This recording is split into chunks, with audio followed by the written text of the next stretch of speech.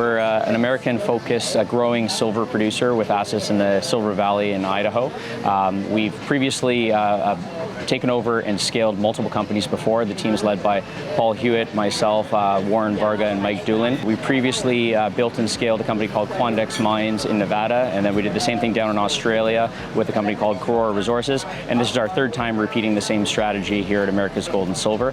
As I said, our primary asset is called Galena in the Silver Valley in Idaho, where mining's been going on for well over 100 years. Same thing at Galena as well. A very, very large-scale silver mine that has extensive infrastructure. We've got 2 mills, 4 shafts heading underground, 120 miles of underground development.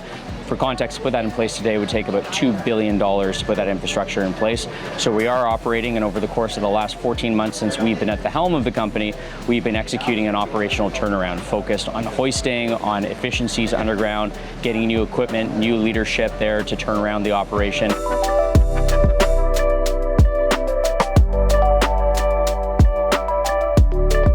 We just reported a very strong production number for 2025, including very high grades. In fact, Galena is the 3rd highest grade silver mine in the world, which is fantastic. But silver is not the only metal that we produce there. We also produce copper, we produce antimony, we produce lead, and we produce gold. So all sorts of different critical minerals come out of the Galena mine in Idaho.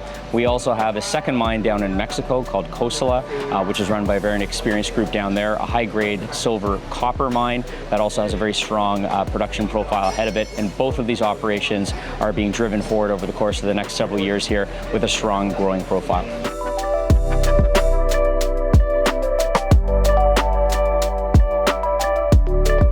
We announced a large joint venture agreement with US Antimony, is one of the largest antimony producers and processors in the United States. As I mentioned before, Galena is a producer of antimony metal. In fact, Galena has produced antimony every single day since 1942. Since the Second World War, it is one of the key suppliers of antimony to the United States and to the world. We've produced it every day since then. We're leveraging the partnership with another company to maximize the byproduct potential that we have there. We're focused on scaling silver production, but the good news is that for every ton of what's called tetrahedrite ore, what you need to know is that that ore contains silver, copper, and antimony. So every time we mine it for the silver, we bring copper and antimony up with it for free. So as for America's Gold and Silver shareholders, you get access to all of these metals with only the cost associated to silver. We're going to be moving towards constructing a new antimony leaching facility in the Silver Valley on our property in Idaho. We've got a lot of very strong U.S. government interests, and US Antimony has excellent connections into the U.S. government and has been part of multiple agreements with them. So we're very excited to move that forward and be a key supplier of critical metals to the U.S. plans over the course of the next several years.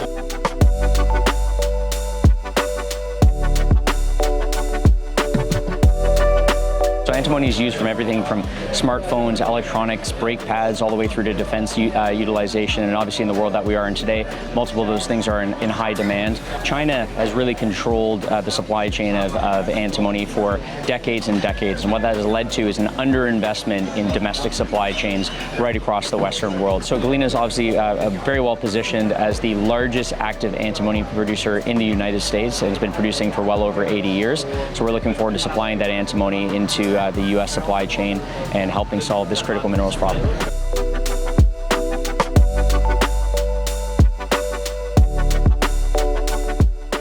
Silver is obviously associated in the same precious metals bucket as gold, and the two are very much linked. But silver has one very unique quality to it, in the fact that it is actually consumed.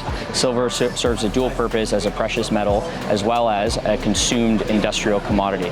So the biggest source of consumption for silver is solar panels, basically, are the largest consumer on an annual basis. You also have it going to battery technology, electronics, and then we have other sources of demand such as jewelry, investment demand, so all sorts of different demand that actually consume silver rather than just sitting in a vault.